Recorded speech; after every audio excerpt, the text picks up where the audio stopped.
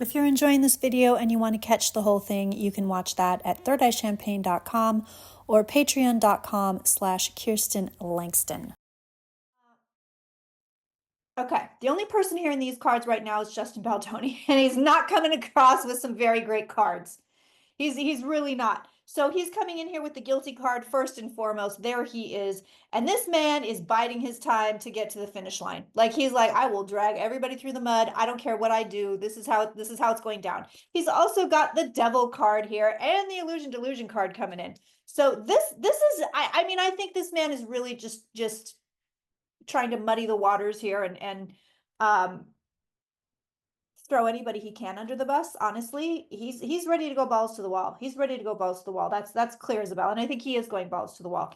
So all right, but let's find, so it's kind of giving us the lay of the land. Let's find Taylor and Blake in the cards. Taylor wants to be Queen of Wands or Queen of Swords.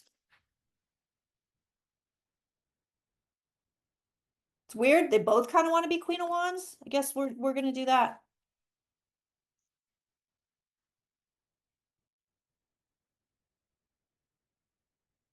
Yeah, I can't pay attention to the Diddy stuff. He's such a fucking monster. And you know, if you look at the reading I did from like a while back, like a long time ago, and I was like channeling him. I was talking to him. And there's always a difference. I always make a distinction between reading someone and talking to someone. Because when you're talking to someone, even if it's psychically at a distance, they can tell you whatever they want. And I get the same shit with Trump, right? It's always like, no, let me tell you about this. That when you're reading on them, that's when really the truth comes through.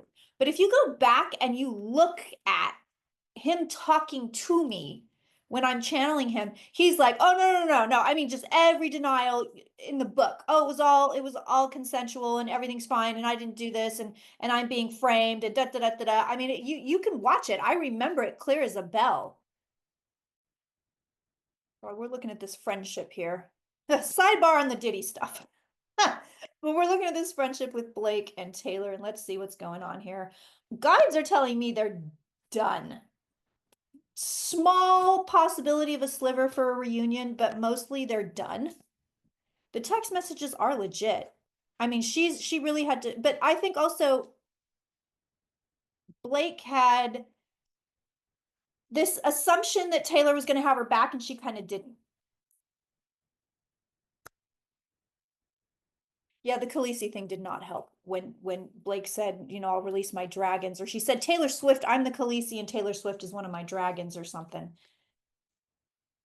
But it looks like, yeah, ooh, girl. Okay, so Tower card between the two of them. Here's the disaster. Here it is. Here's the disaster. Friendship is blown up. There is a lot of love between these two. There is. I mean, they're getting the Lover's card. Like, they're getting the card there. There's a lot of love, but I think this is also a relationship, and maybe it's just because it's entertainment relationship, that it's also got a lot of what can you do for me and what can I do for you kind of stuff. So there is a little bit of, it's not 100% genuine, but I get the sense that that may be the case for a lot of people in the music and entertainment industry, that you're coming across people and maybe you're not super besties, or you're not the besties that you think you are. So there is this element of, she's a tool in my bag, I'm a tool in hers. That may, let me look at Blake. That may very well just be Blake's mindset. No, they both know. They both know, but I think Taylor likes to pretend that it's not true, that people aren't using each other. I think Taylor would rather believe it's not true, whereas Blake is like, this is reality. This is reality. So we're friends, but we're Hollywood friends. You know, there's a difference there. There's definitely a distinction there, and it does feel to me like Taylor is like, no, that's not a real thing, and Blake's going like, of course it's a real thing. So I do think there's a lot of love between them. And insofar as it can be, it's a genuine friendship, or at least it was. Now we've got the Emperor sitting between them. So now it's about strategy. It's about who's moving their chess pieces correctly, who can win. It's kind of gnarly. We see the friendship is so we got these cards here. So we see they're moving towards harsh waters. We see the friendship is in trouble. This is a card where, you know, it's damaged. These people are damaged. They don't have itchy nose. They don't have what they had before. We can see it's on shaky ground. We see that here. And it's on ice. The friendship is on ice. It may come back. I'm not going to lie. I'm actually going to look. It may actually come back. But right now it's on ice and people kind of don't know where they stand. And now it's become this idea of there are careers involved, there's money involved, there's lawsuits involved, there's reputations involved. So the friendship has actually got a shit ton of stress on it. A lot of stress. A lot of stress. So that is a huge part of what's going on here. I don't know how many friendships, even really, truly, deeply genuine friendships, could withstand this kind of pressure. So they are, I'll show you, they're looking at money, they're looking at money, they're looking at, you know, how is this going to affect my career? We're looking at chaos. We're looking at, is this going to hurt me? Is this going to help me? We're looking at a lot of weird stuff here. I want to put another spread down on these two. I mean, obviously, I think you get the sense, you don't have to be psychic to know Taylor is not happy about being dragged into this mess. It's a mess, it's drama, she doesn't want to be involved in it. And I think with Blake, there's also this idea of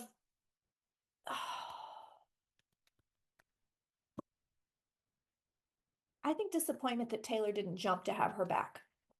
I think there's disappointment that Taylor wasn't like, yeah, girl, I got you. Let's do this. You know, girl power. Instead, it was like, nah, I don't really want to get involved in that. And that's really how things started to deteriorate. Let's do another card spread here. Let's see how Taylor's feeling about it. Then we'll see how Blake's feeling about it.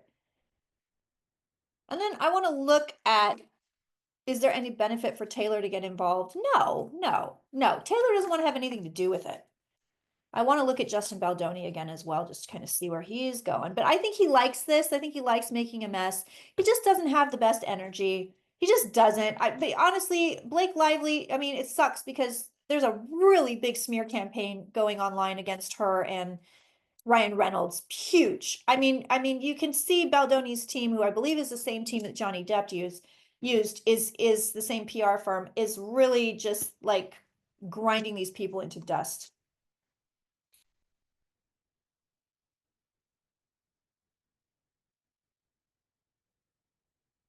Yeah, she feels manipulated. She feels manipulated. Taylor feels like she's been manipulated.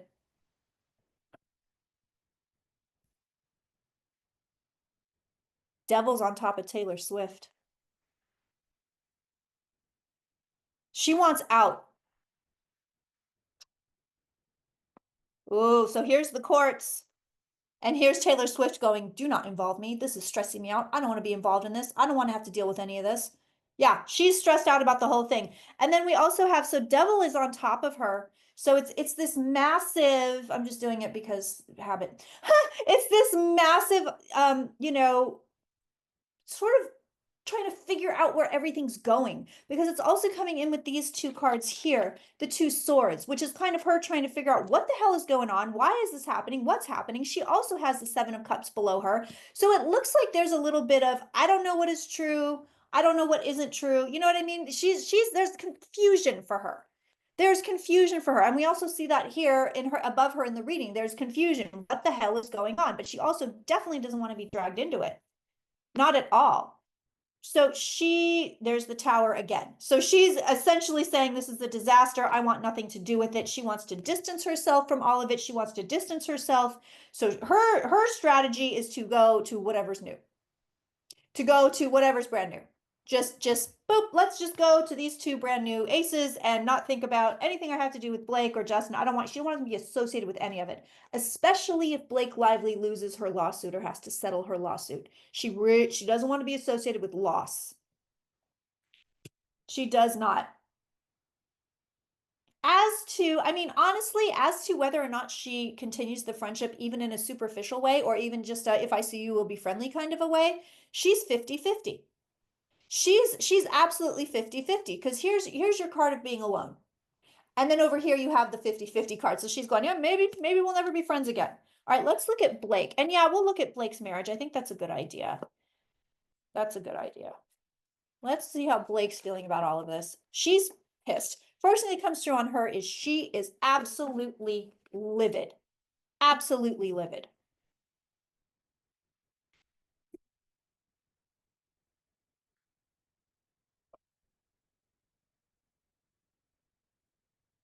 She's livid. She feels like this should have been over and done with by now. She can't believe, I mean, she can, but she can't. It's like she can believe this guy is dragging it out, but she can't believe this guy is dragging it out. She does believe she's 100% in the right.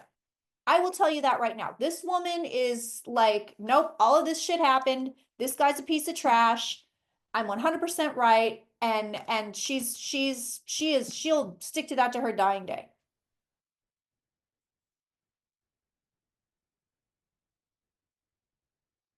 You ever notice how Ryan Reynolds just plays the same guy in like every, I don't mind. I actually don't mind him. I find his snarkiness entertaining. She got a lot of cards coming out. But he really does. I mean, I don't know if I would consider him like, an actor. He's he's more like a man that reads lines.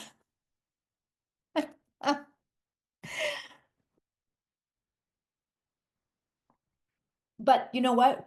I think I've liked every movie he's ever been in. So obviously he's doing something right. You know what I mean? Obviously he's doing something right. He's no, oh God, who? I don't know, Nicole Kidman, Robin Williams. I don't know. He's not there. But he's obviously doing something right. Because I do. I enjoy what he's doing. A lot of people enjoy what he's doing. Okay, so Blake,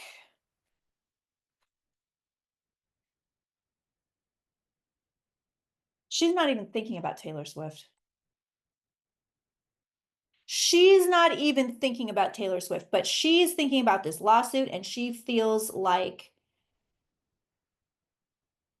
this could be the end.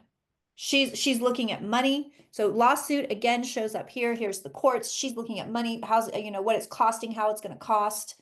He's really cute too. Yeah. Ryan Reynolds is really cute. How is it, what's it going to cost? And I think this is not just a financial cost, but for me, it's also just in general, what's this going to cost me? Is this going to cost my career? Am I going to be like Mira Sorvino? Am I going to be like Ashley Judd? What's going to happen to me? She's emotionally divorced herself from everything. So I don't remember her sign, but whatever it is, she's like turning it off. I'm not involved. She's emotionally divorced herself from all of it. What she's looking at right now, she really can't believe that she didn't get any help.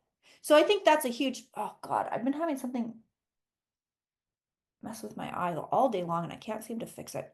So there is this idea of why didn't she help me? Why is Taylor refusing? She was my friend. Why isn't she helping me? So for her, the friendship is dead. She's not really thinking about it, but all these cards came up in a row together. So for her, the lack of help, the lack of getting help, or the fact that Taylor doesn't want to get involved because of her own career, which I don't see how you could derail Taylor Swift's career, let's be fair. But it for her, it's a death in the friendship. It's a death in the friendship. So all right, let's look at the marriage and then we'll look at Baldoni and see. But she does feel like, and for me, what she's giving me, she feels like I'm using everything I can to combat this man and what happened to me. So that's a biggie for her is, yeah, if I have to pull out Taylor Swift out of my ass, then I'll pull Taylor Swift out of my ass. I don't care. She really wants to combat this man. And it was like, I'll do whatever I can because he's not stopping. He's not backing down. So, on the one hand, to look at this from a couple of different ways, is it okay to drag your friend into this and, say that, I'll unleash Taylor Swift upon you. But on the other hand, if you do feel like you're in that big of a struggle, are you justified in using every tool in your bag? So that's that magician card. Again, the magician uses every tool he can to get where he needs to be. That is a card of manifestation. So she's using Taylor as a tool. And is she justified in that in order to, get this guy to leave her alone and back off? Maybe she is, maybe she isn't. It's a lovely morality question. But I do think Taylor also feels used. But again, I still have this sense of, come on, we all knew this wasn't, the deepest, most long-lasting friendship. There's this sense of superficiality to it. All right, so oh look at that. Ryan Reynolds and Blake Lively, big love card right between them. Happy family card here. But at the root of it, we do have the sorrow card, which again, this card will not leave her alone. So this is again court case. Yes, it can be a marriage card, but it's clearly for me showing up as court case, court case, court case, judicial stuff, government. That's all here. So there is sorrow coming in here. And then, oh, this marriage is, ooh, this marriage could end, believe it or not. But I also get this weird, huh? There's a weird vibe here. There's a weird vibe here. So look, we have all these pretty cards, pretty cards. These are pretty too. We're happy. We're together. It's great. Wonderful. Pretty cards. And then somewhere down the line, not anytime soon, you get the heartbreak card. You get the grief card. And then you get the sickness and death card. So, interesting. Interesting. I'm not going to put them on divorce watch. Oh, Baldoni's like, I'm going to get a settlement. Look at that. So he thinks she's going to give him money. Right there. He thinks the lawsuit's going to go away and she's going to hand him money. He believes there is an offer. There may already be an offer on the table. He spent a lot of money to go through this, but I feel like somebody's bankrolling him also. This guy is very cautiously optimistic. Yeah, he's very smug right now. Extremely smug. He's like, yeah, I'm gonna get what I want. I'm gonna get what I want. I'm gonna get it. He's getting ready to celebrate. He's not quite there yet, but he's getting ready to celebrate. Thanks, James. Yeah, he's getting ready. How about that?